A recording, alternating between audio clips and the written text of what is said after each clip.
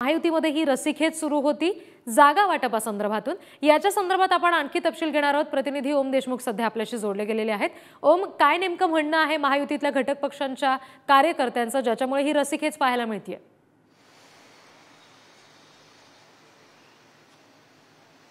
रिद्धी, एक इंटरेस्टिंग मुद्दा या सगळ्या प्रकरणामध्ये आलाय। गेल्या काही दिवसांपासून आपण पाहिलं असेल दक्षिण मुंबईच्या जागेसाठी भाजपचे नेते आणि विधानसभेचे अध्यक्ष राहुल नार्वेकर हे प्रचार एक प्रकारे करतायत असं दिसत होतं। कुठेतरी त्याला वेग मिळाला होता। मात्र या सगळ्या पार्श्वभूमीवर आता पुन्हा एकदा शिवसेनेकडनं या जागेवरती दावा केला जातोय। मिलिंद देवरा असतील जे नुकतेच राज्यसभेवरती गेलेत, दुसरं म्हणजे यशवंत जाधव जे मुंबईच्या महापालिकेच्या स्थायी समितीचे काही वर्षांसाठी अध्यक्ष होते। या दोघांची नावं शिवसेनेकडून पुढे आणली जातात।